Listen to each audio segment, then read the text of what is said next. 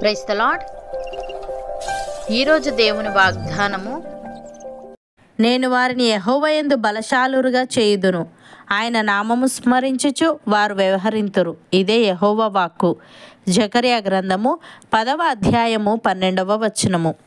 సహోదరి సహోదరులారా, ప్రవక్త అయిన జకర్యా ప్రభు తరపున మాట్లాడుతూ ఇజ్రాయేలు ప్రజలకు ప్రభు నుండి వారు పొందబోయే బలం మరియు మార్గదర్శకత్వం గురించి భరోసాను ఇస్తున్నాడు. ఈ వాక్యం దేవుడు వారిని బలశాలురుగా చేస్తాడనే వాగ్దానంతో ప్రారంభమవుతుంది. ఈ బలం కేవలం భౌతికమైనది మాత్రమే కాదు కానీ ఆధ్యాత్మికమైనది మరియు భావోద్వేగమైనది కూడా. ఇది కష్టాలు మరియు పరీక్షల సమయాల్లో తన ప్రజలను నిలబెట్టడానికి ప్రభు ఇచ్చే సామర్థ్యాన్ని సూచిస్తుంది. అనేక కష్టాలు మరియు పోరాటాలను అనుభవించిన ఇజ్రాయేలీలకు ఈ బలం యొక్క వాగ్దానం గొప్ప ఓదార్పునిస్తుంది.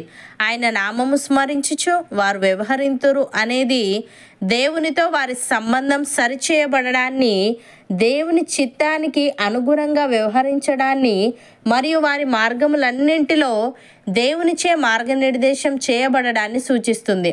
అలాగే ఈ మాటలు కేవలం ప్రవక్త యొక్క మాటలు మాత్రమే కాదని దేవుడే స్వయంగా చెప్పిన మాటలని నొక్కి చెబుతూ ఇదే యెహోవా వాక్కు అనే మాటతో ముగించడం జరుగుతుంది.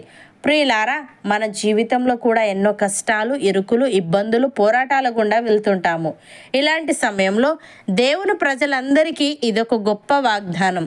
ఆయన తన ప్రజలకు బలాన్ని ఇస్తాడు అనేది, వారు కోరుకోవలసిన మార్గాన్ని ఆయన వారికి బోధించి వారి పోరాటాలన్నింటిలో వారికి విజయాన్ని ఇస్తాడనేది బైబిల్లో స్పష్టంగా తెలియజేయబడిన సత్యం. కాబట్టి ఆయన ప్రజలమైన మనం ఆయనను బట్టి బలం తెచ్చుకొని మనకొచ్చే ప్రతి పోరాటాన్ని ధైర్యంగా ఎదుర్కొనుటకు సిద్ధపడాలి. భక్తుడు ఈ విధంగా అంటున్నాడు, తుదకు ప్రభు యొక్క మహాశక్తిని బట్టి ఆయన యందు బలవంతులై ఉండుడి. మీరు అపవాది తంత్రములను ఎదిరించుటకు శక్తిమంతులగునట్లు దేవుడిచ్చు సర్వాంగ కవచమును ధరించుకొనుడి. ఏలైనగా మనము పోరాడున్నది శరీరులతో కాదు గాని ప్రధానులతోనూ, అధికారులతోనూ, ప్రస్తుత అంధకార సంబంధులకు లోకనాథులతోనూ, ఆకాశ మండలమందున్న దురాత్మల సమూహములతోనూ పోరాడుచున్నాము. అందుచేతను మీరు ఆపద్దినమందు వారిని ఎదిరించుటకును సమస్తము నెరవేర్చిన వారే నిలవబడుటకును శక్తిమంతులగునట్లు దేవుడిచ్చు సర్వాంగ కవచమును ధరించుకొనుడి. ఎలాగనగా మీ నడుమునకు సత్యమును దట్టి కట్టుకొని నీతి అను మైమరువు తొడుగుకొని పాదములకు సమాధాన సువార్త వలననైన సిద్ధ మనస్సును జోడు తొడుగుకొని నిలవబడుడి. ఇవన్నీయుగాక విశ్వాసమును డాలు పట్టుకొనుడి. దానితో మీరు దుష్టుని అగ్నిబాణములన్నిటినీ ఆర్పుటకు శక్తిమంతులవుదురు.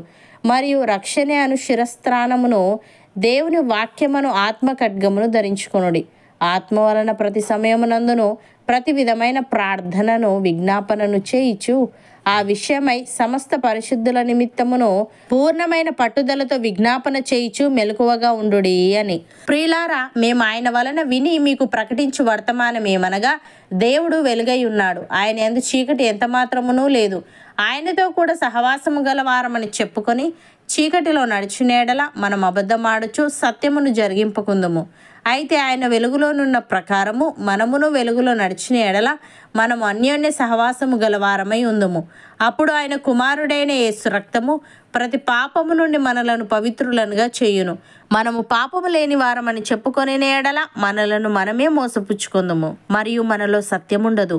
మన పాపములను మనము ఒప్పుకొనిన ఎడల ఆయన నమ్మదగిన వాడును, నీతిమంతుడును గనుక ఆయన మన పాపములను క్షమించి సమస్త దుర్నీతి నుండి మనలను పవిత్రులనుగా చేయును.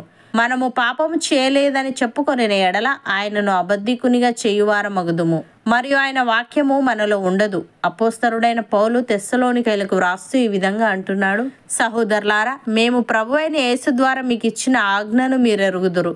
కాగా మీరేలాగు నడుచుకొని దేవుని సంతోషపరచవలెనో మా వలన నేర్చుకొనిన ప్రకారముగా మీరు నడుచుకొనిచున్నారు. కాగా మీరేలాగు నడుచుకొని దేవుణ్ణి సంతోషపరచవలెనో మా వలన నేర్చుకొనిన ప్రకారముగా మీరు నడుచుకొనిచున్నారు. ఈ విషయంలో మీరు అంతకంతకు అభివృద్ధి నొందవలనని మిమ్మును వేడుకొని ప్రభువైన యేసునందు హెచ్చరించుచున్నాము. మీరు పరిశుద్ధులగుటయే, అనగా మీరు జారత్వమునకు దూరముగా ఉండుటయే దేవుని చిత్తము. మీలో ప్రతివాడును దేవుణ్ణి ఎరుగని అన్యజనుల వలె కామాభిలాషయందు కాక పరిశుద్ధత యందును ఘనత యందును తన ఘటమును ఎట్లు కాపాడుకొనవలెనో అది ఎరిగి ఉండుటయే దేవుని చిత్తము. ఈ విషయమందెవడునూ అతిక్రమించి తన సహోదరునికి మోసము చేయకుండవలెను.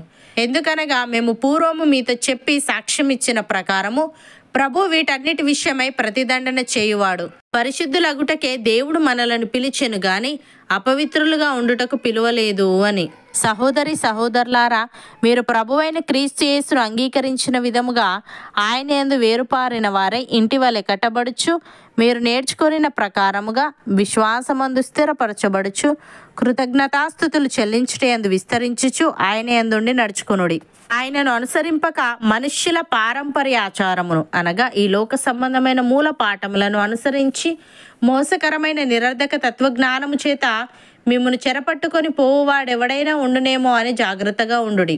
ఏలయనగా దేవత్వం యొక్క సర్వపరిపూర్ణత శరీరముగా క్రీస్తునందు నివసించుచున్నది, మరియు ఆయన యందు మీరును సంపూర్ణులై ఉన్నారు. ఆయన సమస్త ప్రధానులకును అధికారులకును శిరస్సై ఉన్నాడు. అవును అన్నవారు నాతో పాటు ప్రార్థనలో ఏకీభవించండి. పరిశుద్ధుడా, ప్రేమగల తండ్రి, నీ ప్రజలకు నీవు బలాన్నిస్తావని, వారు కోరుకోవలసిన మార్గాన్ని నీవు వారికి బోధించి వారి పోరాటాలన్నింటిలో వారికి విజయాన్ని ఇస్తావని, నీ ప్రజలైన వారు నీ యొక్క మహాశక్తిని బట్టి నీ యందు బలవంతులై ఉండాలని నీవు తెలియజేశావు. తండ్రి, నీకు స్తుతులు. దేవా, మేము పోరాడున్నది శరీరులతో కాదు గాని ప్రధానులతోనూ అధికారులతోనూ ప్రస్తుత అంధకార సంబంధులకు లోకనాథులతోనూ ఆకాశ మండలమందున దురాత్మల సమూహములతోనూ పోరాడుచున్నాము గనుక మేము అపవాది తంత్రములను ఎదిరించుటకు శక్తిమంతులగునట్లు నీవిచ్చు సర్వాంగ కవచమును ధరించుకునే వారముగా ఉండుటకు సహాయము దయచేయమని, మేము నిన్ను అంగీకరించిన విధముగా నీ అందు వేరుపారిన వారమై ఇంటి వలె కట్టబడుచు, మేము నేర్చుకునిన ప్రకారముగా విశ్వాసమందు స్థిరపరచబడుచు, కృతజ్ఞతాస్థుతులు చెల్లించుటయందు విస్తరించుచు, నీ యందుండి నడుచుకునే వారముగా ఉండుటకు కృపచూపమని, నీతో అన్యోన్య సహవాసము కలిగి ఉండే భాగ్యము మాలో ప్రతి ఒక్కరికి నీవే దయచేయమని యేసుక్రీస్తు నామమున ప్రార్థిస్తున్నాము తండ్రి. ఆమెన్.